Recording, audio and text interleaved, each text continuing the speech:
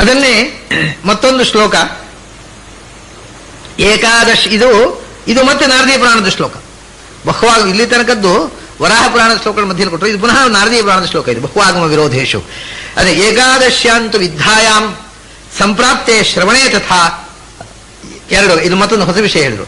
ಒಂದು ಮೊದಲನೇ ಏಕಾದಶಿ ಸ್ವಲ್ಪ ದಶಮಿಯ ಸ್ಪರ್ಶ ಇದೆ, ಮತ್ತೊಂದು ದಶಮಿ ಸ್ಪರ್ಶ ಇಲ್ಲ ಇದೆ, ಅಷ್ಟು ಒಂದಾಯಿತು. ಮತ್ತೆ ಇವತ್ತು ದ್ವಾದಶಿ ಶ್ರವಣ ನಕ್ಷತ್ರ ಇದೆ.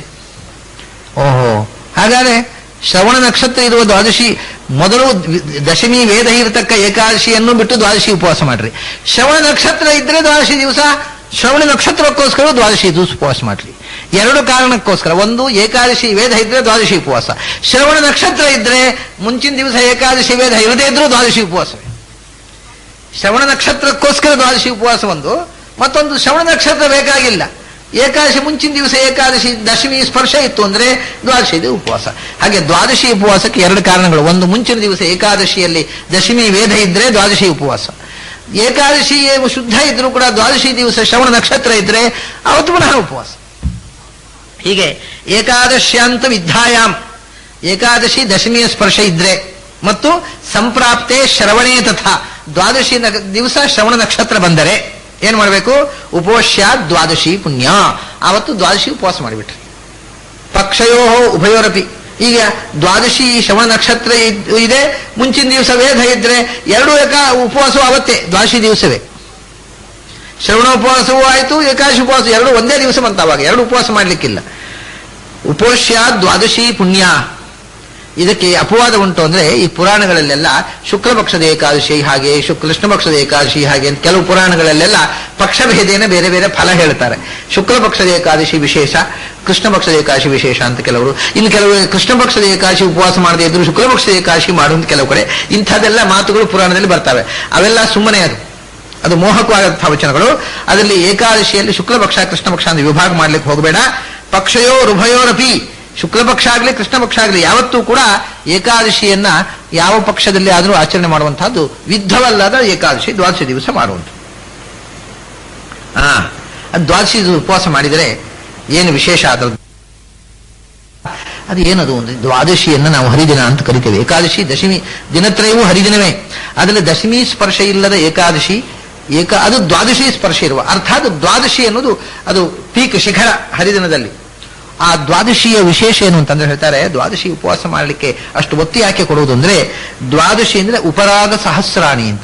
ಉಪರಾಗ ಅಂದ್ರೆ ಗ್ರಹಣ ಕಾಲದಲ್ಲಿ ಬಹಳ ವಿಶೇಷ, ಅದು ಗೊತ್ತಿದೆ ಎಲ್ರಿಗೂ.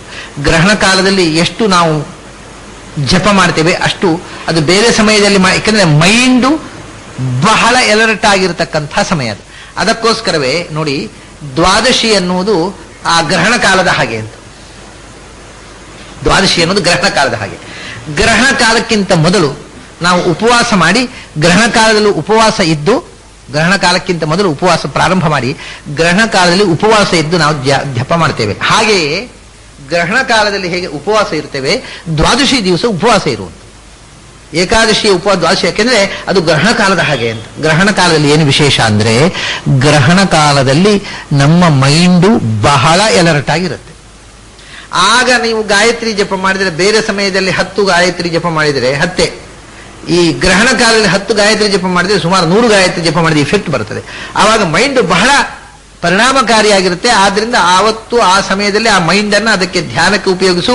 ಮೈಂಡ್ ಅಲರ್ಟ್ ಆಗೋದಕ್ಕೋಸ್ಕರ ಹೊಟ್ಟೆ ಖಾಲಿ ಇಟ್ಟುಕೊಂಡು, ಹೊಟ್ಟೆಯನ್ನು ಖಾಲಿ ಇಟ್ಟುಕೊಂಡು ಬುದ್ಧಿಯನ್ನು ಆವಾಗ ಆದಷ್ಟು ಮೆಡಿಟೇಷನ್ಗೆ ಬಳಸು. ಆವಾಗ ಎಷ್ಟು ಜಪ ಮಾಡಿದ್ರೆ ಅಷ್ಟು ಒಳ್ಳೆಯದು. ಇವು ಹೇಳ್ತಾರೆ ಗ್ರಹಣ ಕಾಲದಲ್ಲಿ ಎಷ್ಟು ಮಹತ್ವ ಅಲ್ವಾ.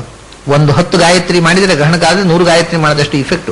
ಮತ್ತು ಯಾವುದೇ ಮಂತ್ರ ಅದು ಪರಿಣಾಮಕಾರಿ ಅಲ್ಲದೆ ಹೋದಾಗ ಅದನ್ನು ಗ್ರಹಣ ಕಾಲದಲ್ಲಿ ಆವೃತ್ತಿ ಮಾಡಿದ್ರೆ ಮತ್ತೆ ಫಲ ಕೊಡ್ಲಿಕ್ಕೆ ಪ್ರಾರಂಭ ಮಾಡುತ್ತೆ. ಇವಾಗ ಈ ವಿಷಹರ ಮಂತ್ರ ಅಂತ ಇರ್ತದೆ.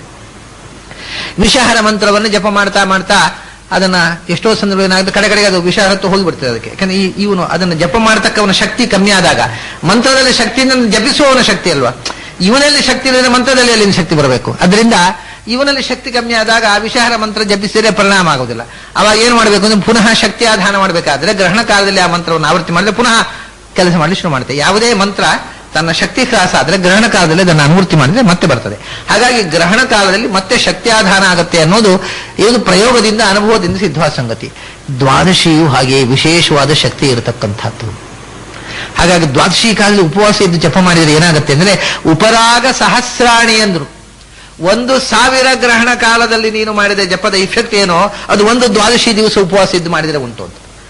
ಉಪರಾಗ ಸಹಸ್ರಾಣಿ ಇದೆಲ್ಲ ಆ ಬೇರೆ ಬೇರೆ ಕಾಲದಲ್ಲಿ ಇರತಕ್ಕಂಥ ಆ ಎನರ್ಜಿಯನ್ನ ಪ್ರಾಚೀನರು ಗುರುತಿಸಿ ಹೇಳ್ತಾರೆ ನೋಡಿ. ನಾವು ಇದನ್ನೆಲ್ಲ ಬಹಳ ಲಘುವಾಗಿ ತಗೊಳ್ತೇವೆ. ಏಕಾದಶಿ ಆದ್ರೆ ಏನು, ದ್ವಾದಶಿ ಆದ್ರೆ ದಶಮಿ, ಎಲ್ಲ ನಮಗೆ ಒಟ್ಟಿಗೆ ಕ್ಯಾಲೆಂಡರ್ನಲ್ಲಿ ಏಕಾದಶಿ ಇಲ್ಲ ದ್ವಾದಶಿ ಇಲ್ಲ, ಅದು ಎಷ್ಟನೇ ತಾರೀಕು ಒಂದು ಮಾತು ಗೊತ್ತಿರೋದು ನಮಗೆ. ನಮ್ಮ ತಿಥಿ ಒಂದೊಂದು ಆ ದಿನಗಳಲ್ಲಿ ಇರತಕ್ಕಂಥ ಎನರ್ಜಿ ಏನು, ಅದಕ್ಕೆ ಬೇರೆ ಬೇರೆ ದೇವತೆಗಳನ್ನು ಹೇಳ್ತಾರೆ. ಇದಕ್ಕೆ ಹರಿ ವಿಷ್ಣು ನಿಯಾಮಕನಾಗಿದ್ದು ಅದಕ್ಕೆ ಒಂದು ವಿಶೇಷವಾದ ಶಕ್ತಿ ಇದೆ. ಆ ತಿಥಿಗೆ ಆವತ್ತು ಅಂದ್ರೆ 1,000 ಗ್ರಹಣಗಳಲ್ಲಿ ನೀವು ಜಪ ಮಾಡಿದರೆ ಎಷ್ಟು ಇಫೆಕ್ಟೋ ಅಷ್ಟು ಒಂದು ದ್ವಾದಶಿ ದಿವಸ ಉಪವಾಸ ಇದ್ದು ಮಾಡಿದರೆ ಉಂಟು. ಉಪರಾಗ ಸಹಸ್ರಾಣಿ. ಆಮೇಲೆ ವ್ಯತಿಪಾತ ಆಯತಾನಿಚ. ವ್ಯತಿಪಾತ, ವೈಧೃತಿ ವ್ಯತಿಪಾತ ಅಂತ ಧನುರ್ಮಾಸದಲ್ಲಿ ಅದು ಕರಣಗಳನ್ನು ಅದರಲ್ಲಿ ಮಾಡ್ತಾರೆ. ಉಪವಾಸ ಅದು ಅವತ್ತು ಬೇಗ ಪಾಲನ ಮಾಡ್ತಾರೆ. ವೈಧೃತಿ ಮತ್ತು ವ್ಯತಿಪಾತ ಅಂತ ಅದು ಪ್ರತಿ ತಿಂಗಳು ಬರ್ತದೆ. ಆದರೆ ಧನುರ್ಮಾಸದ ವೈಧೃತಿಯನ್ನು ಮತ್ತು ವ್ಯತಿಪಾತವನ್ನು ವಿಶೇಷವಾಗಿ ಆರಾಧನೆ ಮಾಡ್ತಾರೆ. ಯಾಕಂದ್ರೆ ಅದು ಬಹಳ ಪವರ್ಫುಲ್ ಆಗಿರತಕ್ಕಂಥದ್ದು. ಅದಕ್ಕೋಸ್ಕರ ಅದರಲ್ಲಿ ಬೆಳಿಗ್ಗೆ ಬೇಗ ಎದ್ದು ಧನುರ್ಮಾಸದಲ್ಲಿ ಆ ಅರುಣೋದಯ ಕಾಲದಲ್ಲಿ ಮಾಡ್ತಾರೆ. ಈ ಅರುಣೋದಯ ಕಾಲದ ವಿಶೇಷ ಮಹತ್ವ ಇರುವಂತಹದ್ದಲ್ಲಿ ವೈಧೃತಿ ವ್ಯತಿಪಾತವು ಸೇರಿದೆ. ಅದರಲ್ಲೂ ಧನುರ್ಮಾಸದ ವೈಧೃತಿ ವ್ಯತಿಪಾತ ಬಹಳ ವಿಚಿತ್ರ. ನಮ್ಮ ಅದು ಇಲ್ಲಿ ಮನೆಗಳಲ್ಲಿ ಗೊತ್ತಿಲ್ಲ ನನಗೆ. ಆ ಮಠಗಳಲ್ಲಿ ಉಡುಪಿಯಲ್ಲಿ ಕೃಷ್ಣ ಮಠದಲ್ಲಿ ಧನುರ್ಮಾಸದ ವೈಧೃತಿ ಮತ್ತು ವ್ಯತಿಪಾತ 2 ದಿವಸ ದ್ವಾದಶಿ ಹಾಗೆ ಬೆಳಗ್ಗೆ 7 ಗಂಟೆಗೆ ಆವತ್ತು ಪಾಲನೆ. ಬೆಳಗ್ಗೆ 7 ಗಂಟೆ ಒಳಗೆ ಪೂಜೆ ಆಗಿ ದ್ವಾದಶಿಯಂತೆ ಪಾಲನೆ ಮಾಡ್ತಾರೆ. ವ್ಯತಿಪಾತ ಮತ್ತು ವೈಧೃತಿಯಲ್ಲಿ ನಮ್ಮ ಗುರುಗಳು ದೊಡ್ಡ ಪರಿಮಾಣ ಸ್ವಾಮಿಗಳು ಅವರದೊಂದು ಇದಕ್ಕೊಂದು ಜೋಕೆ ಇದೆ. ಒಂದು ಸರ್ತಿ ಅವರು ಹೀಗೆ ಕೃಷ್ಣ ಮಠದಲ್ಲಿ ಸರೋವರದಲ್ಲಿ ಸ್ನಾನ ಮಾಡ್ತಾ ಮಠದ ದಿವಾನರನ್ನು ಕರೆದು ಇವತ್ತು ಬೇಗ ಊಟ ಆಗಬೇಕು. ಯಾಕೆ? ಇವತ್ತು ವ್ಯತಿಪಾತ. ಏನ್ ಸ್ವಾಮಿ, ಯಾವ್ದು ವ್ಯತಿಪಾತ ಅಲ್ಲ, ಕಲ್ಯಾಣಾದ ದಿವಾನರು ಅವರು ತುಳುವಿನಲ್ಲಿ ವ್ಯತಿಪಾತಕ್ಕೆ ಯತಿಪಾತ ಅಂತಾರೆ. ಯತಿ ಹೋಗಿ ಯತಿ, ನಾನು ಜಾರಿ ಬಿದ್ದೆ ಸರೋವರದಲ್ಲಿ, ಯತಿಪಾತ ಆಯ್ತು, ಅವ್ರು ಬೇಗ ಊಟ ಆಗ್ಬೇಕು ಅಂತ ಅವ್ರದ್ದೊಂದು ಜೋಕು. ಯತಿಪಾತ ಅಂದ್ರೆ ತಾನು ಜಾರಿ ಬಿದ್ದೆ ಸರೋವರದ ಸ್ನಾನ ಮಾಡೋ ಜಾರಿತವರಿಗೆ. ಅದು ಕೂಡ ದಿವಾನರನ್ನು ಬರ್ಲಿ ಕೇಳಿದ್, ಇವತ್ತು ಯತಿಪಾತ ಆಯ್ತು ನೋಡ್ರಿ, ಬೇಗ ಊಟ ಮಾಡ್ರಿ ಅಂತ. ಅಂದ್ರೆ ಯಾಕಂದ್ರೆ ವ್ಯತಿಪಾತಕ್ಕೆ ಅಷ್ಟು ಮಹತ್ವ ಕೊಡ್ತಾರೆ ಆ ದಿವಸ. ಅವ್ನು ಹೇಳಿದ್ರಂದ್ರೆ ಒಂದ್ಸತಿ ಏನಪ್ಪ ಇಲ್ಲಿ ನಾವು ಪಂಚಾಯತ್ ತಪ್ಪೋಯ್ತು ಒಂದು ಗಾಬರಿ ಆಗಿದ್ದು ಬಿಡದವರೆಲ್ಲ.